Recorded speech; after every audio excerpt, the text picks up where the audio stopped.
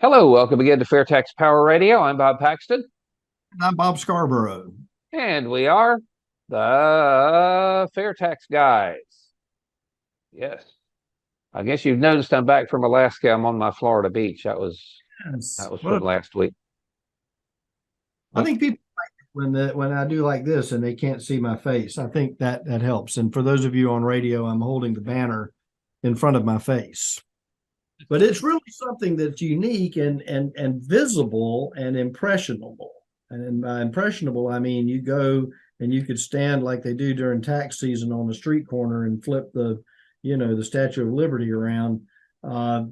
You can have this out and maybe a street corner in your neighborhood. Folks might say, hey, well, FAIRtax, or a yard sign, or a hat, or a pin, or a bumper sticker, or many other optional items that are available for you to use in making those impressions, like the banner does. Simple, efficient, visible. Okay, Kimosabi, where does somebody go to get one of those things? That's the FAIRtaxStore.org. FAIRtaxStore.org, yes. And so there are all kinds of things there, including the scrolling banners. You can get a big umbrella, you can get hats and shirts and whatnot and whatever. So again, we encourage folks to get their FAIRtax gear. You can get, though, what you can really do is get a lot of the palm cards or some of the business card size prebate cards and carry those and hand them out to people. If you go to a restaurant, leave one with the tip there so you can show your server a better way to do her taxes. What are you digging for? I have my goodie bag over here, and I've given out all the cards. I got some in the car. Oh, okay. The palm cards, they're just like a rack card, like you'd find a brochure or something. Nice, very well produced, has all the information on it. You can actually have the little business card size cards that you can leave with your tip on the restaurant. Because let me tell you, those hardworking individuals in the restaurant industry right now, they can use all the help they can get to keep. And if you leave a tip, you leave a nice tip. And the golden tip that you can leave is the information about how the FAIRtax works and the prebate and how it can benefit folks that are working that are not necessarily, well, they could be in management. I mean, it helps everybody, but I mean, the folks that are working 2 and 3 jobs, it really does help make things easier. FAIRtax, hey, pay at the register. Don't worry about the income tax anymore. You don't have to pay the government before you pay your pay your own bills or feed your family. And that's the best thing and it really does resonate, especially when you leave a card. People are always intrigued when you stop and give them about 10 seconds and you ask the question, what if it were this way instead of the income tax? What if it were that you paid at the cash register? What if you got a prebate? What if you got money in your pocket at the beginning of every month that helped pay for the essentials? Yes. And what if you could bring home your entire paycheck with no withholding and get a tax refund every month? And the alternative is that you tell the IRS about all of the intimate details of your personal finances and all that kind of stuff. I tell you what, let's dig in and see what the Congress critters are up to this week. Can we do that? Yes. We need a sound effect or something for Congress.gov. Oh, I know. Oink, oink, oink, oink, oink. Okay. That will be your assignment, will be to produce our Congress.gov sound effect intro. But let's get into it. HR 3214 is the first one on our list today. As we were talking last week about all of this tax credit and that tax credit and that tax credit and that tax credit, because that the Congress critters are using the tax code to reward favorable behavior and penalize others. HR 3214 does the same thing, to amend the Internal Revenue Code to allow tax credits for veterans for the establishment of franchises. So if you're a veteran and you decide that you want to start a McDonald's franchise, that HR 3214, if it passes, will let you get a tax credit to help you do that. Isn't that something? Again, veterans are certainly worthy, but they're picking winners and losers and who gets credit and who doesn't. Yeah, I'm always amazed at the creativity of our representatives and how they craft these bills being introduced through the tax code. Hmm. Well, here's another one this will actually help me a bit. HR 3206 to amend the Internal Revenue Code to repeal the inclusion in gross income of Social Security benefits. Originally, Social Security benefits were not taxed. And then somebody changed their mind. Yeah, we are going to tax them, and they were going to tax a part of it. And then Representative Massey of Kentucky said, well, let's go back to not taxing it at all. Again, the unstable, ever-changing nature of the income tax code is a really good reason why we need to replace it with a fair tax. Absolutely, and again, it's not on enough people's radar. We were talking about this last week, that every time you, as a fan of the fair tax, a volunteer, you may be Bob or you may be the other Bob, anytime you can mention fair tax and say replace the IRS, get rid of the IRS, replace the income tax with a fair tax, a tax on consumption, and leave it at that, and let the other person go and say, hey, wow, what are they talking about? Because we just don't realize that there is another option to funding the federal government, and the fair tax is it.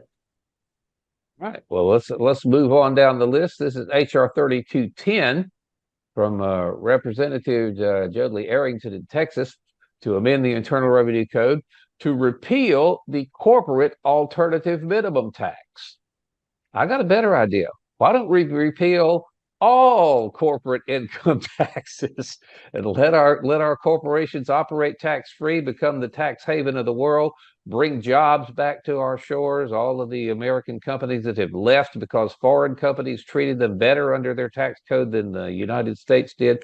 And repealing the alternative minimum tax is a start, but it's kind of like a Band-Aid instead of curing the problem. Exactly, and I think that's the biggest thing in terms of pushing for the fair tax, is how simple it is. It's just simple. It is. Now there's a companion Senate bill for that, S-1559, that does the same thing. And the last thing on our list, this caught my eye because I'm going to be flying here before long. This is a S-1550, a bill to amend the Internal Revenue Code to include fees paid by airline passengers for goods and services offered during the course of a flight. Count those fees as amounts paid for taxable transportation. In other words, the $10 you want to pay for a food box on your airline flight is now going to be taxable. Please just shoot me now. I mean, just how insane is that? That's just, and the fact that, I mean, somebody's sitting around thinking about how and there's probably somebody that came and said, hey, I need this worked out. Can you get this set up for me so I can get this credit?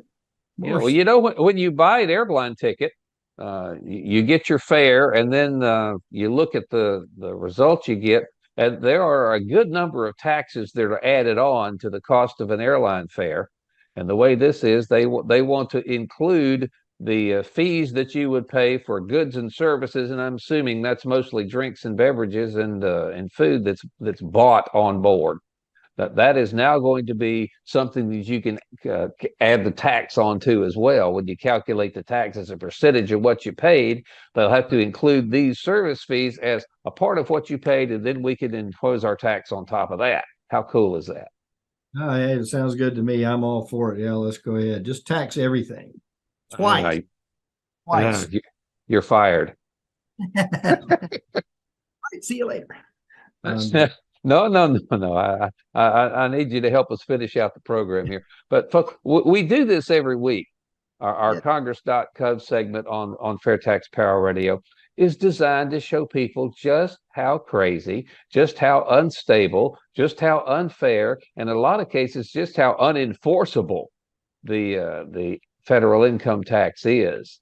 And people, this group gets credits and that group doesn't, and this group gets a break and this group doesn't, and this deduction counts and this one doesn't, and this is part of your income and this isn't.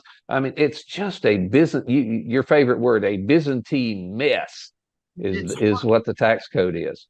It's hard to understand the complexities of, okay, you're going to add in this little segment over here and for other purposes. And so it's going to have an effect on something over there in that area. And the two may have that in common, but that's it. And then you have a third thing that comes in that mirrors or relates to one of the two. And who's got the brain power? Who has the time to try to figure all of that out? And what sentence or two in this particular line of the tax code, how it affects the other section and what if something got pulled out, and was sunset, or which nothing in government is ever sunsetting, but what if and so I'm sitting here thinking, why am I wasting my time? I'm like, we've got a 30-minute show. I just wasted 15 seconds going around in circles, which is what a lot of people do with trying to figure out the tax code. That is why corporations have got literally, you could have an entire floor on an office building full of accountants and tax professionals and tax attorneys and stuff like that, whose only job it is to scour the tax code and find these loopholes and deductions that their company could use. And of course, Jade knows all about this. CPA firms have entire banks of people that are devoted to nothing but trying to keep up with the tax code. And Jade will tell you, if he was here, it ain't possible. You just can't keep up with it. It is so massive. It is so complex. It is always changing, and you just can't keep up with it all. So if we're going to have a sane tax code system, you just need to get rid of all that garbage and replace it with a fair tax. That's exactly right. And that is the reason we are here, to educate you so you can go out and you, our listeners, viewers, our friends, that join us every week, tell 5 more people. Tell them to tell 5 more people. This week, FAIRtax, tax on consumption. It gets rid of the iron, and you can bring home your whole paycheck, and just start that process and encourage those first 5 that you talk to go talk to the next 5. And then the next day you go talk to 5 more people, and it can be a catch. Use the palm cards and use the business card size information about how the prebate works. And let people know that this is something we can do. I got to thinking about it the other day after we had our show recorded last week. I said, the thing is we're sitting here with a great opportunity, but because of the fact that we have never had a time in our lives where we haven't had the income tax. And I think that's the big, coming back to this, because I think it's a significant part of conversations that we should have with people. It says, hey, it's not a big deal. None of us realize, none of us have ever been in a world where we didn't have to deal with the income tax somewhere. So now what is take that next step and say, okay, now we need to tell those 5 people, hey, this is something that happened, back before 2013. There was no income tax at that point. A couple other times.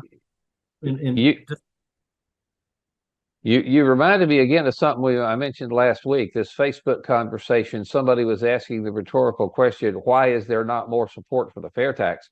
Of course, I was thinking, well, most people don't understand it. They've never heard of it.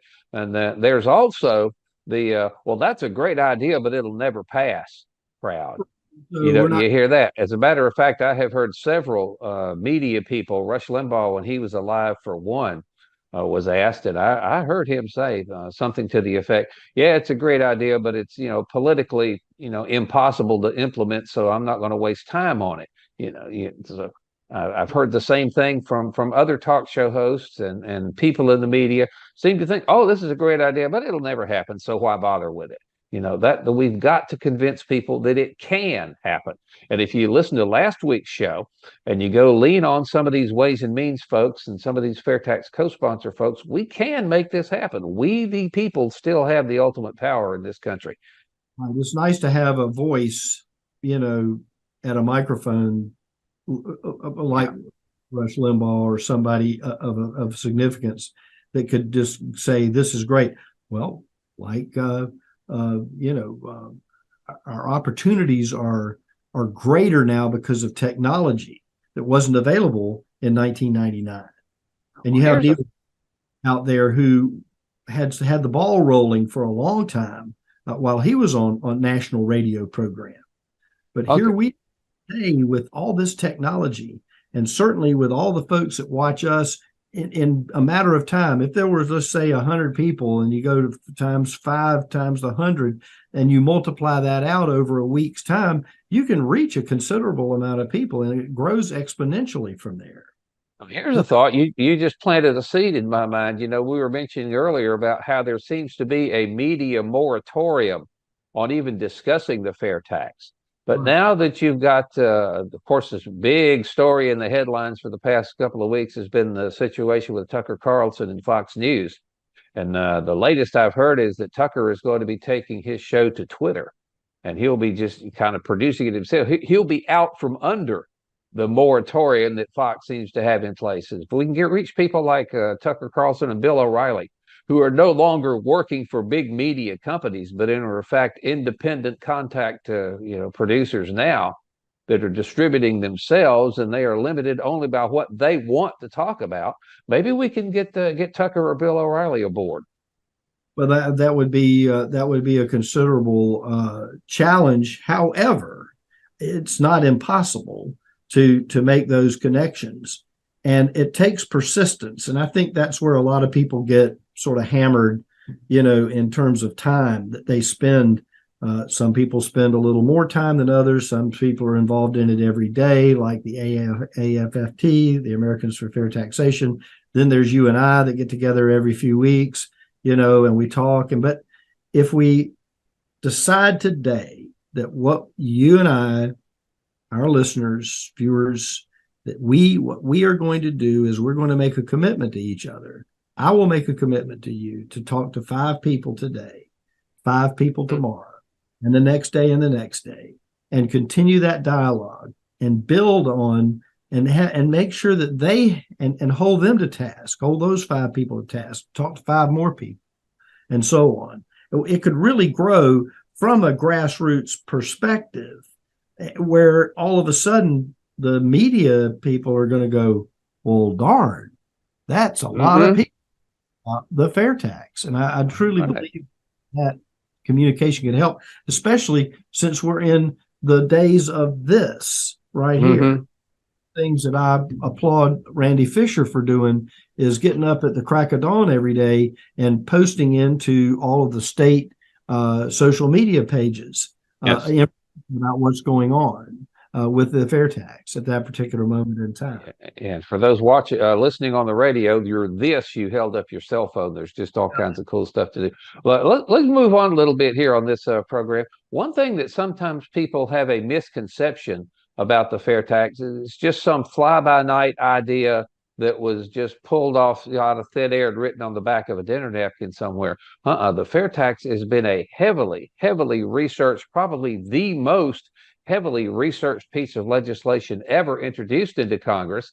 And I am pleased to report that a few weeks ago, we noted that the research tab at fairtax.org has disappeared. Well, apparently enough people want to know what's in there. It is back. So you can now go to fairtax.org, look at the main menu across the top of the page, and right there in the menu bar is a research tab. And there is a lot of good stuff in there about the fair tax. And we want to take a quick look at one of the things in there. One of the things that the fair tax will affect in a major way is business. And Dr. Karen Walby, who is the economist, chief economist of Americans for Fair Taxation, she wrote this white paper actually several years ago. and updated it a couple of years ago on the impact of fair tax on small business. Now, we're only going to have a chance to kind of hit the highlights here, but I would certainly urge everyone to go to fairtax.org, open up the research tab. Under the research tab, look at the business subheading there, and open this up, the impact of the fair tax on small business. It's amazing that tax regulation, according to this paper, create the most difficulty for small businesses. Small businesses spend an average of $74 an hour complying with the federal tax code. That makes the federal tax code the most expensive paperwork burden imposed on small business by the federal government. The National Federation of Independent Business found that 91% of businesses say they have to use a professional tax preparer. Decades ago, less than 2/3 had to use professional tax preparers, but it has become so complex, and now there are so many little carve-outs and so many things that a professional tax person supposedly can find, that it becomes worth it for these small businesses to spend $74 an hour on this kind of stuff. Right, because they might miss, like you said a minute ago, they might miss a nugget of loophole in the tax code. And can you imagine? And I always fall back to this when we talk about the amount of time it takes to do your taxes and comply, et cetera, et cetera. I always say, think about what you could do with that time if you do comply with the tax code. The business owner, if it's 1 or 2 person operation, the amount of time that you could spend doing something else. You might go to your kid's ball game. You might innovate and do something creative in your industry and create something that's a remarkably exciting advancement in your particular area of business, just because your mind is free of all of this paper. Because somebody to know how much you make and how much you get to keep or anything like that. There's an interesting quote in this article, the words of a small business owner. Starting a small business means doing the one thing I love and 99 things that I hate. A simpler, fairer, and growth-oriented tax code will ease the compliance burden on the small business owner, allowing them to again focus on the one thing that they love. That's pretty cool. That's right, and that's part of that unshackling of your mind from the burden of compliance with the tax code, where you can start doing things. So you can start innovating. You might even find that you can hire 2 more people, and then you can go plow a new path of business over here on the other side that you do because you just simply didn't have the time to do it. Oh yeah, well this was a staggering figure that according to the Tax Foundation, small businesses spend $724 in compliance costs for every $100 they pay in tax. The tax compliance costs are 7 times more than the tax liability. And if you get rid of all that stuff, replace it with a fair tax that small businesses don't have to worry about, can you imagine how they would flourish and the jobs they'd create? And it's just good for everybody to get rid of that. Yeah, and the double impact there, creating the jobs. Here comes 10 new people working in your company, creating, innovating, building, selling, manufacturing, and then you pay them, and there's no tax that you have to pay as a business owner. You don't have to pay half of, the federal tax, the Medicare and old age tax, and they don't have to pay the payroll tax, and then they don't have to pay the other half of the tax that you're paying. I mean, it's rocket fuel, as everybody has always said. It's rocket fuel for the economy. It's rocket fuel for the individual family. It's rocket fuel for the business owner. All the way around, everybody's going to be covered in rocket fuel, and that's actually going to be a pretty good thing. When you just don't strike a match near anybody that way. Don't no smoking near this particular endeavor. Yeah, no smoking near all the rocket fuel. Well, we're our time's getting away from us real quick. I say there's a lot more in this article that we're going to have time to get to, but I did want to get this.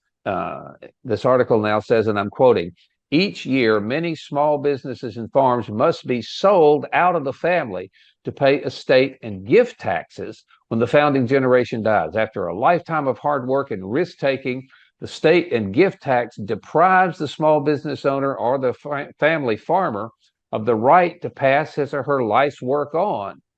So can you imagine? You talk about the estate tax.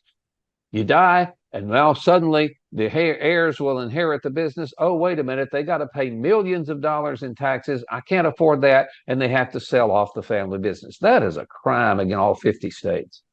And beyond, and in Alaska and Hawaii, and in the several provinces, and in Puerto Rico, and so on.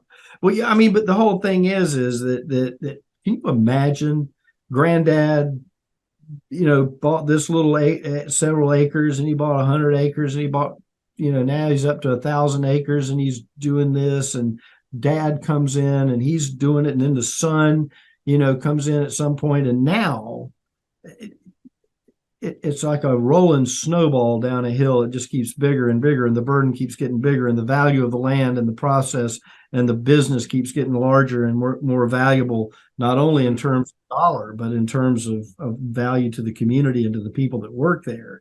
And here comes the United States government and says, you're dead, here's the tax.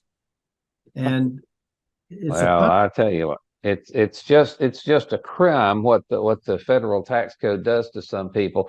And again, we're looking at a white paper by Karen Walby entitled The Impact of the Fair Tax on Small Business. It's available under the Research tab, Business subheading at fairtax.org. And we would certainly encourage folks to get in there, read this article, read the other ones along with it, and tell your friends and family about FAIRtax Power Radio. We need to spread the word about the fair tax and let people understand that you do have an alternative. You can get rid of the income tax. You can bring home your entire paycheck. You can get a tax refund every month. You can never have to file another tax return. And it's just, you can feed your family before you feed the government. If we can lean on enough people and get the income tax replaced with the fair tax. And so again, dig into that research. There's a lot of really fascinating stuff there. Glad to see that tab back, by the way. Yes. That's good. It's good. Good stuff. Good stuff. Print them out. Send them to your. Print them out and send it to folks. Yeah, you can do that. I mean, they'll come down to the PDF. You can just send them off with that. So again, point your friends and family to fairtax.org. You mentioned earlier, if you can, join the 1040 Club, invest $10.40 a month in Americans for Fair Taxation. Help us get the word out. Help us get our economic studies updated. And we would certainly appreciate that. And I'm afraid that's going to wrap up this edition of FAIRtax Power Radio. We're all flat out of time again. So until we meet again next week, we certainly thank you for supporting the Fair Tax, for sharing the videos with your family and friends. And until we meet again, I'm Bob Paxton. Bob Scarborough. We are the FAIRtax Guys, reminding you the fair tax is the only truly fair tax. And once you understand it, who will demand it? So, how much will I bring home? Go ahead. How much do you make? We'll just say 40,000. Okay, keep it simple, throw out the deductions, all that stuff. So, you got your 40K, right? Now the first 8,000 is going to be taxed at 10%. The 8 to 33,000 is going to be taxed at 15%. And the 33 to 40, of course, is 25%. So that brings your total to $6,345.